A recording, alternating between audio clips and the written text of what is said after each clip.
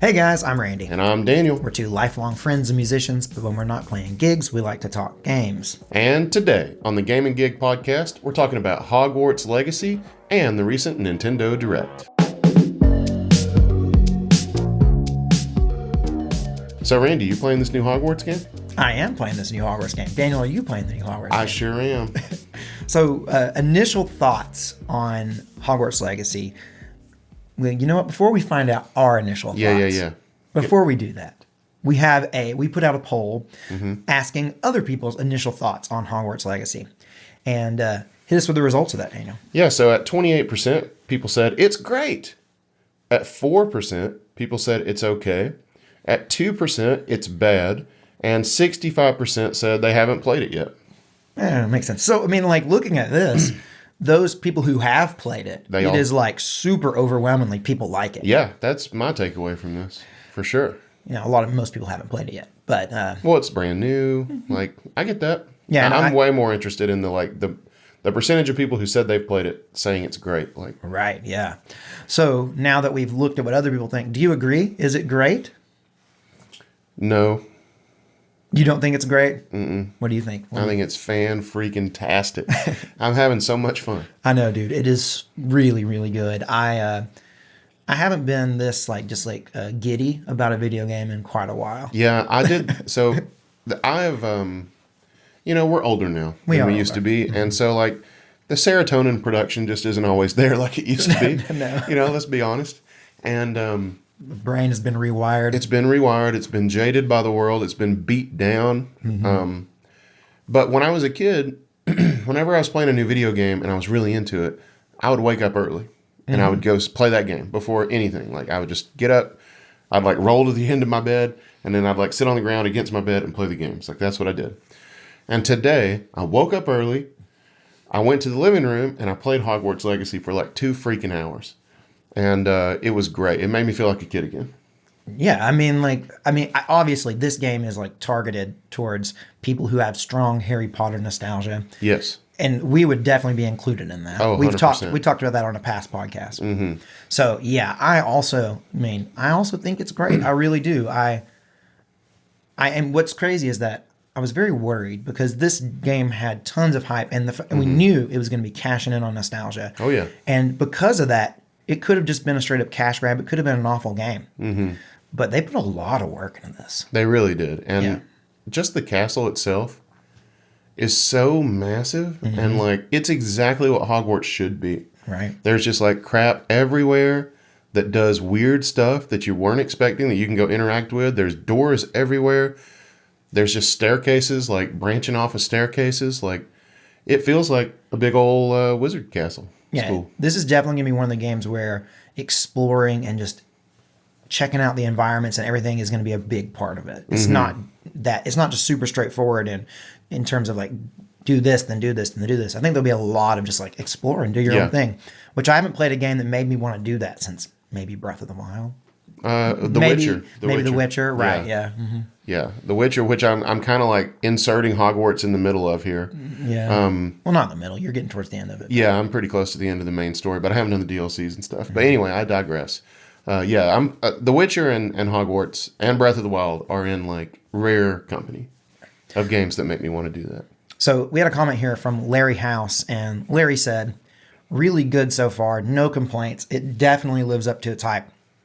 I think the main thing that I took away from this comment is that it definitely lives up to its hype, right? I mean, like so many games don't live up to the hype.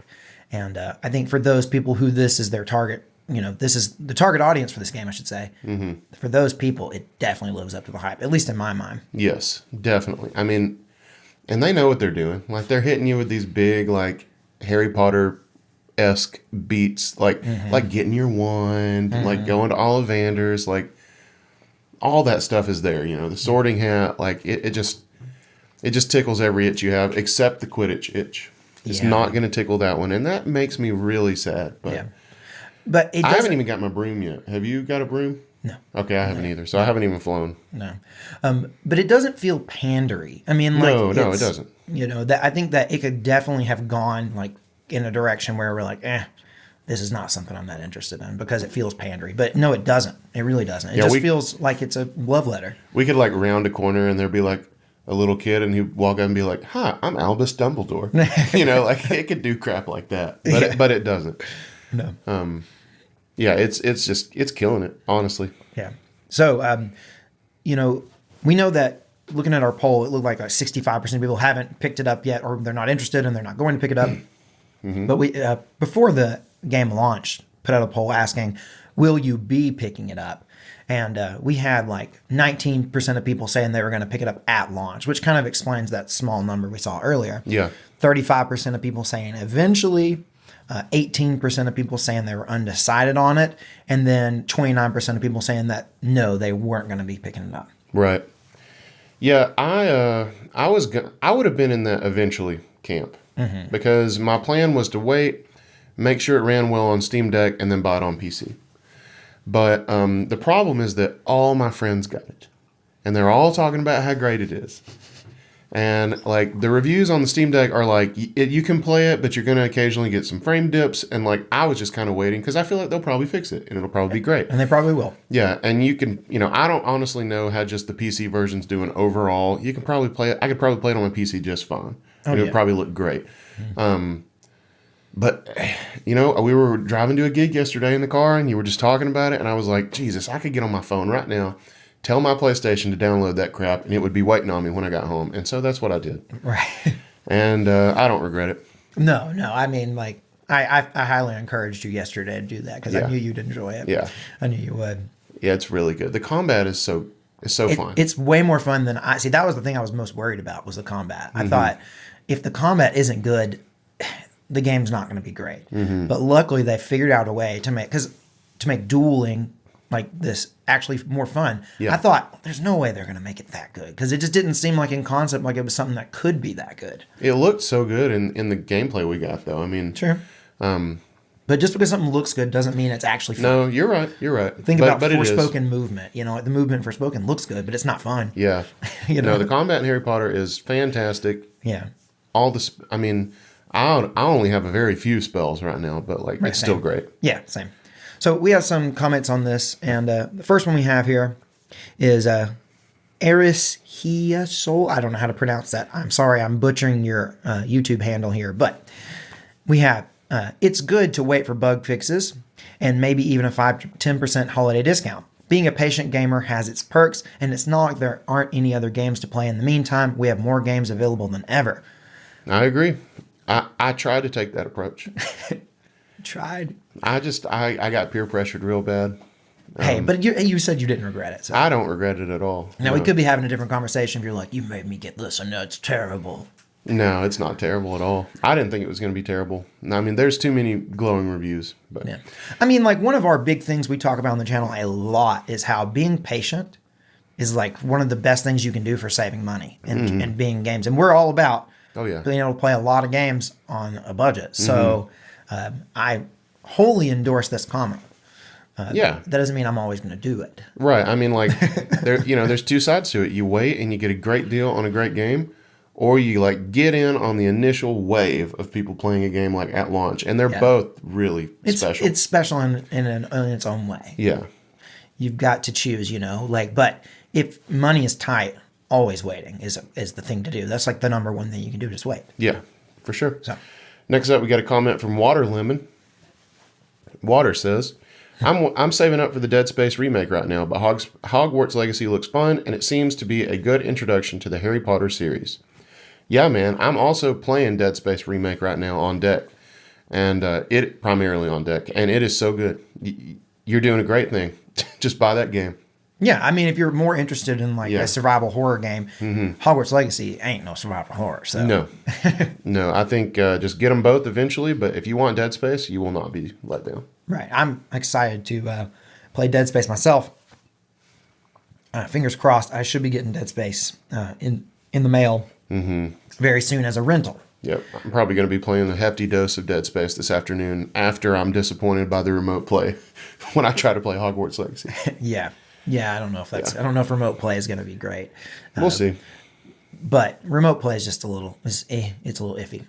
Okay, so Next up, we got D1 Usions of Grandeur. We appreciate your comments, by the way. Saying, we'll wait a year so I can play through it without any locked content. So you're going to wait and buy like the complete edition or whatever. Right, because there's that. See, I didn't know what they were referring to saying locked content, because I didn't know that there was a locked content. But apparently, I was reminded that the PlayStation version does have some exclusive content that is apparently a year exclusive. Like it's only going to be on PlayStation for a year, and then it's going to go away. So I know we talked about that yesterday, but I didn't really have all the details. But I'm glad I got it on PlayStation. Yeah, I don't think it's that much. I think it's just like maybe a side quest or a series of side quests that are. I don't know. I think the bigger deal, and we talked about this yesterday too, is when you're going into Hogwarts, you might want to like look up which houses have the side quests that you're most interested in.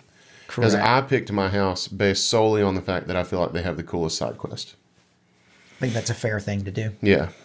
It's something you would never think of. You didn't know in advance to do that. Yeah. I didn't know in advance. I didn't know that I should be thinking about what side quests were going to be available to the house I chose. Right. But, what can you do? What can you do? You live and learn. We got Pyra Lover. Pyra Lover saying... No love for Mithra, I see. No. Only Pyra. We'll pick when it's cheaper and bugs are all fixed. Around $54.99. That's a very specific price. That's very specific. But I like where you're thinking. You're like, okay, don't want to pay $70, but I'd pay $55. Well, $54.99. Not quite $55. Yeah. Yeah, not quite. Now, I haven't even found any bugs yet, but I'm sure they're there. I remember watching the like reviews when it came out, but they were playing like pre-release copies, so it's hard to say. Like they said they ran across some bugs, but none of them were like awful. Ooh, I did find a bug this morning where my Rumble just started rumbling and it wouldn't stop, and I just had to restart the game. Oh well, that's a bug. That's a small I've had bug. that happen in other games though. Yeah. Next we got Celeria Rose, who said, maybe in a few months when it comes out for PS4 and I know if it runs on the system. Now, I am in this comment makes me think a lot of things. One, I want to know if the PS4 version will be good, if the Xbox One version will be good, and most importantly, is the Switch version going to be good? Yeah, so we talked about will it run on Switch yesterday. Yes. And I don't know if it will. I don't know if it will either. It's mighty big. Yeah, it seems like I could see a PS4 version doing all right. I could see the Xbox One version doing all right. This is not like a Cyberpunk situation where it was like they really would have been stretching to put it on there. I think that they can do it to get it run on there, but on the Switch, it's gonna be. I just don't see it being good. But maybe we had things like The Witcher. The Witcher. I mean, was it great? No. And it's also an old game. We had things like Nier Automata that look True. That actually look surprisingly good on Switch. I think if they do it right, it could be good. But I just think we're going to have one of those scenarios where it's really like not going to. Do you think they're just going to cave and make a cloud version? I hadn't thought. That's about on the that. table. I hadn't thought about that. I think they might. You think they're just going to cave and make it? I don't know, man. I really don't. How are they going to run? How are they going to put this on Switch? It's not going to run well. It's going to be at best, they're going to get it to run at like 24 frames a second or something. And then it's going to be at like all 360p. washed out and it's going to look awful. I just think, I love the Switch, but I don't see a scenario in which the Switch is the place to play this, unless it's the only thing you have. And for those people, I really do hope that it runs good. Me too. I mean, because I was at a time where back in 2017, I didn't have a PS4, I didn't have an Xbox One, I had a Switch. So any game I wanted to play that was like a new game had to be on Switch for me to play it. Yep. And I feel like back then, maybe we were getting a few newer games on Switch, whereas now, the Switch is kind of getting left behind. Yeah, well, I mean, it was kind of an outdated hardware back in 2017, but in 2023, it really feels outdated. Yeah. And we're moving on to a new generation of games, so it's like even less likely that we're going to see, stuff like that. So now, until Hogwarts Legacy happened this week, the big thing that was going on this week is that Nintendo put out a Direct, and boy, was it a Direct. It was directly direct. So we asked, what was your favorite moment from the Nintendo Direct? And there were a lot to choose from, honestly. And at 18%, people said the reveal of Game Boy Advance on Nintendo Switch Online. At 29%, people said the correct answer, Metroid Prime Remastered. And at 39%, people said another Tears of the Kingdom trailer, which is the other correct answer.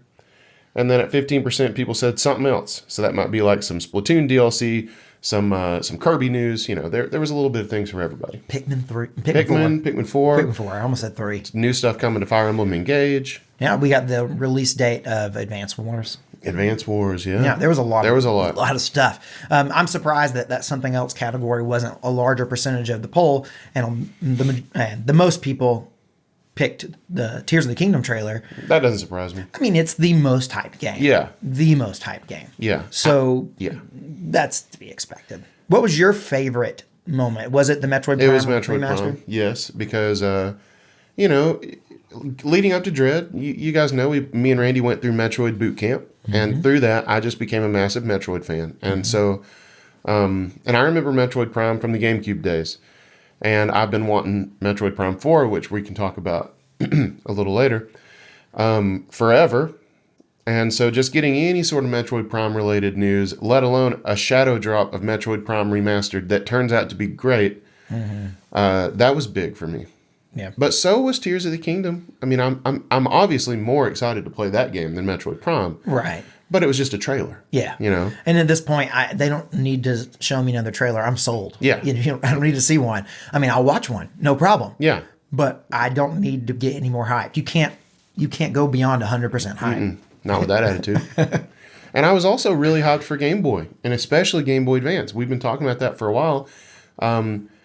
We've been saying that we're going to bring it to NSO for the entire time we've run Gaming Game. We thought it was going to happen. Every Direct, we're like, well, maybe we'll get Game Boy. Yeah, and there really isn't a system that I feel stronger nostalgia for than the Game Boy Advance. So seeing that come to NSO, like, that hyped me up. But it didn't hype me up personally as much as it would have pre-Steam Deck, because I carry, like, every Game Boy Advance game I would ever want to play in my backpack everywhere I go now. Right. But still, it's cool. Yeah, oh yeah. And it's exciting awesome for the people who don't have that option. Heck yeah, and you can play it on that Switch OLED screen, and it looks amazing. Yeah. I mean, I'm super excited. And it's official, you know, it's the official way to do it. Right. And it means, like, we may in the future see some other cool stuff that we'll get to in the comments. I don't want to give it away, but there's some super exciting stuff, that implications that come along with this. My favorite thing it was really hard for me to pick because I was kind of like equally tied about most of the stuff that came up. I think, honestly, though, the very first thing, Pikmin 4, I'm super pumped to play that game. Catherine and I played Pikmin 3 together and loved it. So they haven't explicitly said that Pikmin 4 is going to have a co-op mode, but I'm really hoping that it does because I think it will be very good. I hope it is. I've never really been a Pikmin guy. Have you played one? I think I did play a little of the first one. Like, I don't think I had it, but somebody did, and I played it somewhere. It's a weird little game, but we loved it. Like, we really, really enjoyed it. So I'm super excited about playing 4. And I really want to go back and play 1 and 2. It's just they're kind of harder to get your hands on. So they sure are. Man, I don't know where you could get that. I know. So we got here some comments on this about this Nintendo Direct. And I don't know how to pronounce this username either. What's your best attempt? I'm going to go with Sasuke Eisen. There we go. Said the whole Direct was an absolute banger. 10 out of 10, something for everyone. There was something for everyone. I think that this was the best Nintendo Direct we've had in a long time. I heard people comparing it to the 2017 E3 Direct, which was legendary. Legendary. So, I don't know. I mean, I think it was a fantastic Direct. We have not had a better one in a very long time. Yeah, something else I just wanted to highlight here. So, I think I've said it on the podcast, but I have been hoping that my boy Hector, from the first Fire Emblem that ever came to North America, got some shine in Engage. And he's coming. And that makes me so happy. Even though you still haven't picked up the game yet. No, but I'm glad he's going to be there when I do. I know you're I'm waiting gonna on that. play I it. know you're waiting on that. I know you're Yeah. a big Fire Emblem fan, and you just have been playing other games. Yeah. Oh, I'm definitely going to play Engage eventually, unless people just crap on it and it turns out it's bad. But right now it's kind of mixed, and I can work with that. Right. Everybody, so the reviews kind of seem like, oh, the gameplay is amazing. It's like old Fire Emblem, but there's less of the like relationship building Persona-esque elements, and we want more of that. And see, I'm not that way. I want all that crap gone. So it's probably the game for I you. think I might like it. Yeah. It's weird because I've seen reviews. You're right. It's very mixed. I've seen people who are like, "This is amazing," and then other people who are like, "It's mid." Yeah. I think I think might it like depends on how much you loved Three Houses. I think if you love Three Houses, maybe it's not for you. And I loved Three Houses, but I didn't like all the extra stuff that you almost had to do, or you were like handicapping yourself in the game. And the weapon triangle being taken out, I thought was just freaking insulting. And it's back. It's back now. Oh, there you go. And you know, I heard people complaining about it. I heard people saying like, "Oh, this is going to suck because, you know, certain units just being naturally weaker than other." And I was like, "That's called strategy." Anyway, I don't want to get on my soapbox. I thought that was a dumb complaint. So next we got at Caleb 10938, which this is Punchy Punch. I don't Oh, this is Punchy Punch? because this is getting handles. Oh man. But I don't know. I just recognize the user image. Oh, this yeah. is Punchy Punch. The Dragonite or whatever. Is that it's a Pokemon? I can't. I think it's Dragonite. Dragonite. Okay. Any direct that has a Metroid Prime remaster coming out the day of, not for full price, very unlike Nintendo, Yes. gets a perfect score for me. The Game Boy games are long overdue, but I'm glad we've got them, and I hope we get Pokemon along with the other games. I don't think we're getting it. I don't either. Sorry about that, but I'm just jumping in there. But I know where you can get them. Yeah.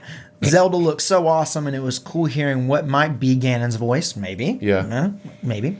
Stuff like Pikmin 4, Kirby, and Advance Wars also looked really good. Yeah.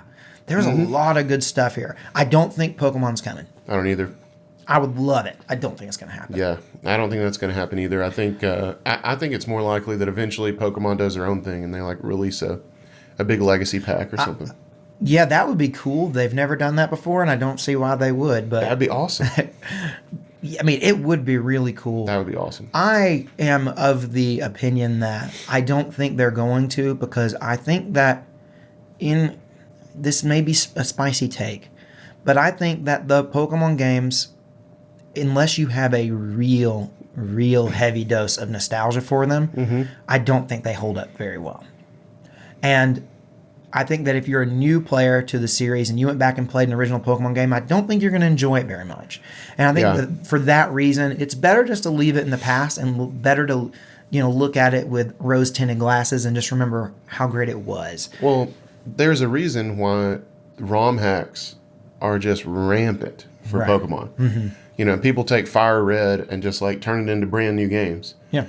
And people doing like the whole Nuzlocke thing. Like, people have been finding ways to make the old Pokemon games fun again for a reason. Right. And I think that if they just release those old games, I don't, even for me, like, when I got, say, like, we had Pokemon, the Pikachu Eevee thing, what was that? Let's Go. Let's Go. That was basically a remake of the first game. Yeah. And not that fun. No, well, it had some stuff added that I didn't love also. But yeah, I agree. I didn't love it. Even though I've gone back and played that original one, multiple times over the course of my life, every time I go back and revisit it, I enjoy it less and less. Yeah, I think that's fair. Yeah, but that being said, there are new Pokemon games that I think that's the ones they want people playing, and I do think objectively in some ways, they're better experiences. Yeah, probably so. Not that I don't love the original games, because I do. And Yeah. I was a child at the prime. I was the prime age for that. Mm-hmm. Yeah, We both started on yellow. we did. What a time to be alive. Next up, we got Water Lemon again. Thank you, Water Lemon. Saying, I'm currently saving up for another game, so Metroid Prime being remastered was cool, but not a huge deal for me. But the Game Boy/Game Boy Advance games on NSO have me hyped. The Game Boy games are on the base membership of NSO, which I own, which was surprisingly generous from Nintendo. We talked about how that would be really cool if that's the route they took, and they did. But the Game Boy Advance finally made me consider buying the expansion, mainly because we might get Mother 3 localized.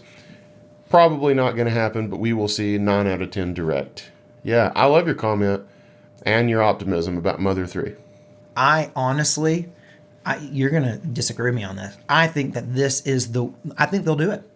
You I think think this is finally going to make Yes. Nintendo translate Mother 3? Yes, because what I think is going to happen is I think it is a low effort thing that they can do to build outrageous hype, and Nintendo is all about that. I don't disagree with that. And that would be so cool. Right? And it's something that they don't have to work hard at all to make it happen, and then this would be the place to do it. It's going to be like this huge thing, kind of like when we got GoldenEye, how they just like made it its own little thing, and it was like, oh my gosh, GoldenEye's coming. Yeah. It's going to be like that, but it's going to be Mother 3 translated to English. It's happening. And we're going to get it. And they've done this before where they brought games that never came to the United States. This is going to happen. I mean, I'm sure they have, but what are you talking about specifically? Okay, let me think. What did they put that never came to the Live United States? Alive, but that was a remake. No. From another I'm talking company. about on NSO. We got,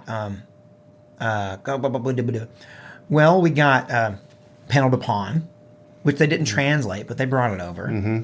That never came to the United States. But there was another one that they brought over, and I'm just brain farting on it. And translated? I think so. But I could be wrong about this. I may be misremembering. But I think there was a game that they brought over and translated, and it was the first time it had ever been released in the United States. I mean, that would be so cool if they finally did. That might be. I mean, I would want to play Earthbound finally before I play Mother 3. Mm-hmm. But I've always thought that one day I want to do that. Do you think there's a chance they put Mother 3 on, but just leave it in Japanese? Oh, no, they're not going to do that. I don't think so. See, with Panel to Pawn, it worked because that game you really don't need to read Japanese to be able to play the game. I loved that. Yeah, Mother 3 is a straight up JRPG. You had to read a lot. You'd have to be able to read it. I just don't see it. I think it's going to happen. I'm with you, Water Lemon. I hope you're right. I think it's going to happen. I hope you're both right. That would be really cool. But there's always the fan translation. Always. All right, so next we got Black Rhino Films saying, I've been waiting on. Wanting. There's one letter missing here in the stomach. Mm-hmm. I've been wanting GB/GBA games on Switch for a long time, but I refuse to pay for NSO until the online service is at least, I messed up my thing and now I can't read, at least decent. So it doesn't matter to me. I've already got a good little handheld emulator anyway. Metroid Prime is something I can get excited about, though. I've been waiting for that too. I was really hoping for the trilogy for $60, but I'll take the first game for $40. Yep. And also, this is Heather Cook. It is Heather Cook. Yeah. Yep. I recognize by the thing. See, these handles are throwing. Yeah, I don't like that change. That's not a change that I like from YouTube. Well, I mean, I don't mind there being handles. But I wish that there was a way I could toggle between usernames and handles when I was looking at this stuff because I don't know. I'm with you, Heather. I also wanted the whole trilogy and figured it would be $60. But I'm with you. Whatever. I'll take the first one for $40. Yeah, I mean, I think I honestly thought that when we got the Metroid Prime remaster, which I thought we were getting, I thought it would be $60, I did guaranteed. Too. I thought I would have placed a bunch of money on it being $60. Mm-hmm. Yeah, me too. And to me, one of the coolest things about this remaster is that they've given you like the updated control scheme, right? You can play it like a modern twin, shooter with two sticks. If you want to play the other games that way, there are ROM hacks that do that. So if you get through the first one and you really want to play 2 and 3 with updated controls, I've heard that the Wii versions are great. I mean, like the pointer with the pointer controls, yeah. Mm-hmm. That's true. If you have a Wii and you could do that, yeah. Dude, speaking of the Wii, did I tell you that we run into an issue we're trying to play Paper Mario Thousand Year Door on the Wii, and my Wii is not reading discs very well. Really? Yep. Dang. Yeah, and I took it apart, cleaned the lens, didn't help. Dang. It's like struggling to read regular Wii discs it'll sometimes read regular Wii discs, and but it won't read the GameCube disc at all. That sucks. And the disc is in great shape, so I know it's not the disc. It doesn't really have a scratch at all. It is pristine. Mm-hmm. So I know that it's just the Wii not able to read it. And I've heard that once I did some research, and it seemed like once the drive starts to go, that it really struggles with GameCube discs. Like in it, because apparently the GameCube discs are double layered or something. I don't know. I'm not in the tech stuff, but apparently it has to be really good to read it. Huh. Well, that sucks. Yeah. So I'd let you borrow my honest to God real deal GameCube, but it also doesn't read discs. I know, and see that's an issue. And it's like maybe we could try to clean it or something, like clean the lens or something. I think it's really easy to clean the lens on a GameCube because it's like just like readily available. You just like open the top and clean it. It's worth a shot. It's worth a shot. Yeah. I don't know. I took the whole Wii apart and tried to clean it, and it did not fix it. So I don't know. I'm really bummed about that. So I'm gonna have to get me a GameCube or get a new drive for the Wii. Apparently, you can buy replacement drives for pretty cheap on Amazon. So I might do that. So. All right. Well, moving on, we got us a comment from Thunderstrike329. Said, Metroid Prime remastered for $40. Shadow dropping the same day it was revealed, and it's getting a physical. Yeah, we're hyped about that too. That's why we're not playing it yet. Yeah. Has Nintendo completely lost it in the best way possible? I love that. I figured if we were getting remastered Prime games, it'd be a simple HD upscaling of the Wii Trilogy versions, not fully redone graphics that look absolutely amazing. And the thing that gets me is that it's only $40. It's not even full price. I love this guy. Really hoping they'll do Echoes too. That's my favorite of the trilogy. Yeah. I mean, agreed. And the cynic in me, the cynical side of me, I should say, says the reason they're putting this at $40 is to win over people and distract from the fact that Tears of the Kingdom is going to be $70. Could be. You know, and like they're throwing you a bone over here and then like saying, oh, but you got to spend more on Tears of the Kingdom. Do we want to talk about that? Because I have a stance. Yeah, to go for it. Go for it. We've discussed this like $70 increase for next gen games, and how like we kind of see it. Like we're not honestly super upset about it because inflation, all that stuff. Yeah, they haven't changed in a long time. Yeah, inflation's a thing. The Switch is not next gen hardware, so I was hoping that they wouldn't do that. But I don't feel like I can take a negative stance towards it because I am on this podcast saying that some games are worth more than $70. Some games are worth less. And I have used Breath of the Wild as an example of a game that was worth $100. So yeah, I'll pay $70 for the sequel and I won't complain. Yeah, I mean, like my thought is it's got to be difficult for Nintendo to look at other, like PlayStation and Xbox putting out games for $70. You got Forspoken being priced at $70, and Lord knows that game wasn't worth $70. Yeah. So they look at that and say, but we're going to price Tears of the Kingdom at a discount at $60? Heck no. Yeah. I mean, they know it is the most hyped game of this year. And if you're saying that the most hyped game doesn't, like they shouldn't price it at full price, do I want it to be $60? Yes. Am I that upset that it's $70? I'm with you. No, I'm not that upset. Yeah. I see it coming. I mean, there were rumors and I thought, well, yeah, I could see it, but I was hoping it would just be tied to the next, maybe next gen they increase their prices, but we have to remember Nintendo is, at the end of the day, Nintendo's a company. Oh yeah. That's very apparent. Yeah, and they've got to make money. They do. Yeah, they're gonna try to make money, and that's their main goal. So next we got that cringe one saying Katamari. We got another Katamari game getting remastered, and you played one of those recently. Yeah, I did, and I just thought it was okay. It wasn't the game for me, but I understand that there is a huge following. And I might give it a go. It didn't look that different to me. So you maybe explain to me why this one's different, what is cool about it. As a person who just thought that that the Katamari Damacy thing was just okay, why should I try this? I don't know. I'm open to it. It just, to me, it was kind of repetitive. It was cool for a little while, but eventually I was like, okay, I get it. Yeah, I can see that. Link, the missing Link, said Xenoblade. Yeah, Xenoblade's getting some more stuff. Yeah, so that's cool. And then I said in a comment to this, I said, I'm glad Xenoblade fans are excited about this. And they said like, you really need to play the trilogy. Just trust me, you need to do it. And it's like, they look interesting to me, but they do.